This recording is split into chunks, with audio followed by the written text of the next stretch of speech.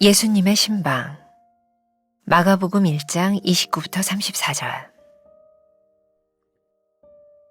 회당에서 나와 곧 야고보와 요한과 함께 시몬과 안드레의 집에 들어가시니 시몬의 장모가 열병으로 누워 있는지라 사람들이 곧 그 여자에 대하여 예수께 여짜온대 나아가사 그 손을 잡아 일으키시니 열병이 떠나고 여자가 그들에게 수종드니라. 저물어 해질 때에 모든 병자와 귀신 들린 자를 예수께 데려오니 온 동네가 그 문 앞에 모였더라. 예수께서 각종 병이 든 많은 사람을 고치시며 많은 귀신을 내쫓으시되 귀신이 자기를 알므로 그 말하는 것을 허락하지 아니하시니라. 예수님이 베드로의 집을 방문하셨습니다. 가버나움 회당에서 많은 일을 마치고 나오신 직후였습니다. 예수님에 관한 소문이 사방으로 퍼지면서 가시는 곳마다 인산인해를 이루었습니다. 예수님은 쉴 시간과 장소가 필요하셨을 것입니다. 그런 예수님을 모시고 간 곳이 베드로의 집이었습니다. 그러나 그곳에는 열병에 걸린 그의 장모가 있었습니다. 부정과 정결 예법에 민감했던 유대인들의 통념상 쉼이 필요한 예수님을 그곳으로 모신 것은 잘 이해되지 않는 일이었습니다. 야고보와 요한이 예수님과 동행했습니다. 그들은 베드로의 처지를 잘 알고 살피던 믿음의 동역자들로 베드로의 장모를 위해 예수님을 그곳으로 모신 것입니다. 야고보와 요한이 예수님께 상황을 아뢰었습니다. 그리고 예수님이 일하시도록 요청합니다. 그들은 참된 중보자들이었습니다.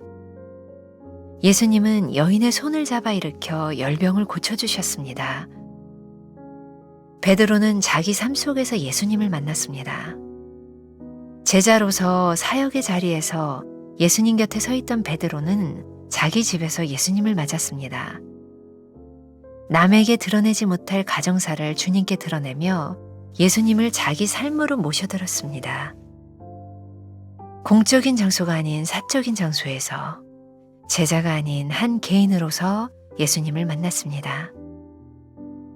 많은 병자를 고치시던 예수님이 이제 내 삶, 내 사건 속으로 들어오신 것입니다. 베드로의 장모는 고침을 받은 후 예수님의 수종을 들었습니다.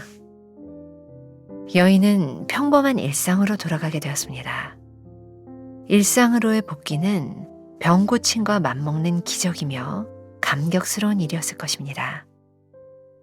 여인은 매일 맞는 가장 평범한 일상에서 예수님의 기적과 은혜를 곱씹을 것입니다. 일상 속의 예배자로서 평범한 모든 것을 사명으로 감당할 것입니다. 내 인생의 모든 곳에 예수님을 모셔드리고 있습니까? 예수님께 감추고 내드리지 않으려는 문제가 있습니까? 예수님이 이미 내 안에 거하고 계심을 깨닫습니까? 오늘은 11월 28일입니다. 예수님의 신방이라는 제목으로 말씀을 나누어 보겠습니다. 혹시 여러분들 잊으셨는지 모르겠어요. 11월 한 달 전체는 우리들이 광야라는 주제를 가지고 말씀을 나누고 있습니다. 10여일 동안 여러 가지 광야에 대한 이야기를 나누었고 며칠 전부터 우리들이 함께 나누는 기적에 대한 이야기를 나누고 있습니다. 가만히 생각해 보세요. 우리의 인생의 기적을 경험하는 때는 언제일까요?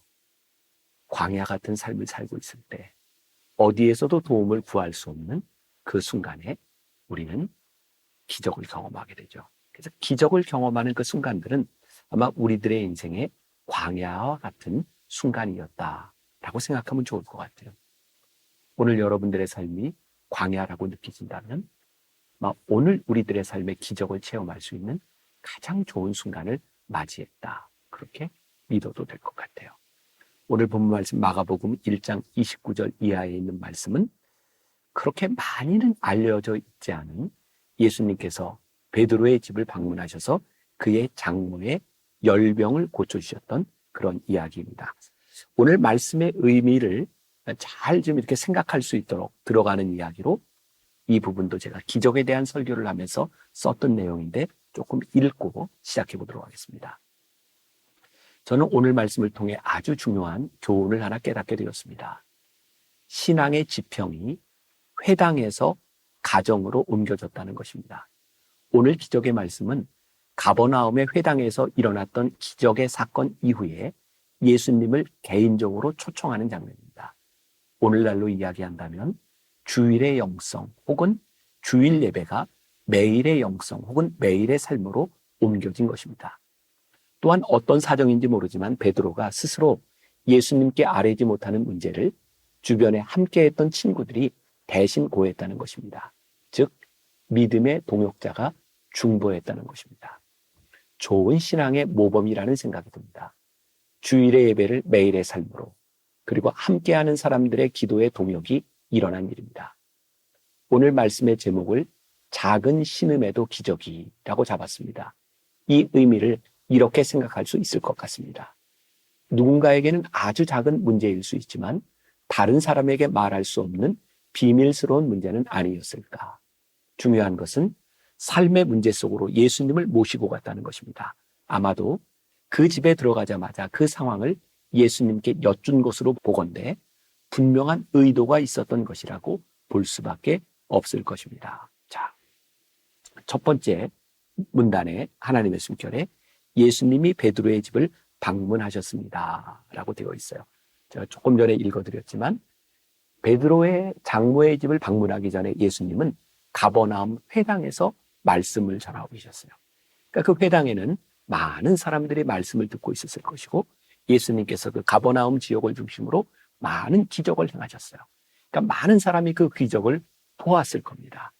마치 우리가 예배를 드릴 때 강단에서 설교하는 목사님의 설교를 듣고 찬양대의 찬양을 듣고 여러 순서들을 보면서 우리들이 예배를 드리는 것처럼 회당 안에 있던 많은 사람들이 그렇게 예배를 드리고 말씀을 들었을 거예요. 그런데 이 회당에서의 이 예수님과의 만남 이후에 예수님의 제자들이 예수님을 모시고 베드로의 가정으로 모시고 방문을 하게 되죠. 그렇게 설명을 했죠. 공적인 예배에서 개인적인 예배로, 공적인 만남에서 사적인 만남으로 전환되는 것. 모두가 함께 드렸던 예배가 아니라 오늘 내가 1대1의 관계 속에서 주님을 만나는 이 만남은 어떤 만남일까요? 베드로와 베드로의 제자들, 그들이 누구에게 말할 수 없는 그 문제를 안고 예수님을 베드로의 집으로 모시고 가는 거예요. 굉장히 중요한 포인트인 것 같아요.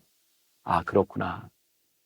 우리의 인생의 문제를 그냥 누구나 이렇게 지나치고 흘러갈 수 있는 공적인 차원에서 머무는 것이 아니라 예수님 앞에서 1대1로 우리들의 문제를 대하는 것. 참 중요한 일이겠구나. 그리고 우리는 성경적인 지식을 가지고 이 일이 참 쉽지 않았던 일임을 보게 돼요. 먼저 이 열병에 걸린 여인, 예수님이 그 여인을 만난다라고 하는 것, 그 집에 들어간다고 하는 것 자체가 정결 예법에 맞지 않아요. 예수님을 그 집에 모신 것 자체가 잘 이해가 되지 않는 일이었고 또 제자들의 입장에서 볼 때 회당에서 말씀을 마치시고 지치고 힘든 예수님이 쉬어야 될 그 시간에 예수님을 모시고 그 집으로 갔다는 것 자체가 이건 그렇게 예의가 있는 일 같지도 않아요. 그래서 굉장히 중요한 포인트가 있다. 사실 우리들의 인생에 예의도 참 중요하지만 그 예의를 벗어나는 일은 어디에 있는가? 우리들의 인생의 절박함에 있는 거죠. 이 상황을 우리들이 정확히 알 수 없지만 제가 말씀을 묵상하면서 깨달았던 것 중에 하나가 다른 사람들에게 볼 때는 그 열병이라고 하는 것이 다른 무서운 질병에 비하면 아무것도 아닌 것처럼 느껴졌을지 모르지만 베드로와 베드로와의 가정 그리고 베드로를 잘 알고 있는 베드로의 동료들에게는 그게 그렇게 보편화할 수 있는 문제가 아니라 그 인생의 아주 중요한 문제였던 거죠. 아, 그렇구나. 우리들의 인생의 중요한 문제, 이것을 객관화시키는 것이 아니라 이 문제를 해결해야 되겠다고 하는 그 열심이 객관화된 문제를 주관화할 수 있고 바로 그 상황 가운데서 우리들이 주님을 만날 수 있겠구나. 베드로에게는 참 복된 일이었던 것 같아요. 베드로가 상남자였으니까 그런 문제를 놓고 주님 앞에 주님 와서 좀 저희 장모님을 고쳐주세요. 이렇게 말하지 못하는, 어쩌면 그런 상황 가운데서 예수님의 제자들이 예수님을 모시고 가서 그 사정을 이야기하게 되죠. 여러분들 책에는 그들은 참된 중보자였습니다 라고 표현을 하고 있는데, 우리들의 인생에 믿음의 여정을 가는 중에 참 좋은 중보자를 가진다는 건 우리들에게 큰 축복인 것 같아요. 제가 가끔 로비에서 어떻게 보면 참 황당한 그런 부탁을 드릴 때가 있어요. 목사님, 기도해 주세요. 제가 무슨 기도 제목인데요? 라고 그러면 사실은 제 문제가 아니고요. 우리 나무 식구 가운데 이렇게 어려운 일을 당하고 있는 사람이 있어요. 목사님, 그분을 위해서 기도해 주세요. 그때 저에게는 그 기도를 부탁하는 그 간절한 그 친구의 마음이 느껴져요. 그리고 그런 생각이 듭니다. 참 좋은 친구를 두었다. 예수님의 신방, 참 쉽지 않은 일인데 그것이 그렇게 필요한 일이라고 느껴질 때 주님을 모실 수 있는 그런 적극적인, 그리고 어려움을 당하고 있는 우리 믿음의 동료들을 위하여 주님께 간구하고 중보할 수 있는 일, 이 모든 것들이 만나서 오늘 베드로의 장모의 열병을 고쳐주시는 기적의 사건이 일어나게 되는 거죠. 베드로와 12명의 제자들, 예수님을 늘 에워싸고 예수님과 함께 다니던 이 제자들이 공적인 예수님에서 그들의 사적인 영역으로 예수님을 만나게 되는 것. 어제도 제가 그런 이야기를 했어요. 그게 간증인 거예요. 스토리. 우리들의 신앙을 가장 역동적으로 만드는 게 있다. 그건 뭐냐면 하나님과 나 사이에 있었던 스토리, 간증이 만들어지는 거예요. 누구의 이야기가 아니라 내 삶에 일어났던 하나님의 이야기. 오늘 여러분들의 삶에서 그런 이야기를 한번 만들어 보시지 않겠습니까? 내 삶의 문제를 주님께 가지고 나와서 공적인 예수님이 아니라 사적인 예수님으로, 주님, 제가 이런 문제가 있습니다.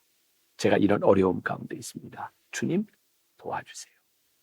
그 주님을 만나는 하루가 되었으면 좋겠다. 그리고 오늘 말씀 가운데 저는 그냥 스쳐 지나갈 수도 있는 부분이지만 참 중요한 부분이 있는데, 베드로의 장모가 고침을 받은 후 예수님께 수종을 들었다. 여인이 수종을 드는 일, 베드로의 장모가 예수님의 수종을 드는 일, 아무 일도 아닌 것 같아요. 맞아요. 그녀가 일상 가운데 복귀하게 되었다는 거예요. 우리 인생에 참 큰 축복이요. 하나님께서 우리들에게 주신 그 일상의 삶을 살아가는 일인 것 같아요. 와, 내가 일상의 삶에서 주님을 수종들 수 있는 일, 내 가정을 서브할 수 있는 일, 나와 함께하는 사람들에게 복이 될 수 있는 일, 일상 가운데 우리를 복귀시키시는 이 일이 우리들에게 참 큰 축복이구나. 일상 가운데서 우리들이 하나님을 예배하는 삶을 살아가는 것, 그것이 사명자의 삶이구나. 혹시 오늘 말씀을 묵상하는 여러분들 가운데 어떤 이유에서든 내가 일상을 살아내지 못하고 있다는 분이 있다면, 하나님, 오늘 주님과의 개인적인 만남을 통하여 나를 일상 속으로 보내주옵소서. 주님과 함께 승리하는 여러분들이 되시기를 주님의 이름으로 간절히 축원합니다. 기도하겠습니다. 우리는 하나님을 믿으며 늘 교회에서 예배하는 하나님, 누구의 하나님으로 만날 때가 많았던 것 같습니다. 오늘 베드로의 집에 찾아오셔서 신방하시며 베드로의 내밀한 삶의 문제를 고쳐주셨던 그 주님, 그 주님의 역사가 우리들의 삶에도 일어나기를 간절히 소원합니다. 오늘 우리들의 삶의 일상을 살아가는 것, 주님을 예배하는 삶을 살아가는 것, 그것이 우리의 인생의 축복임을 고백할 수 있는 귀한 하나님의 사람들이 되게 하여 주옵소서. 예수님의 이름으로 기도합니다. 아멘.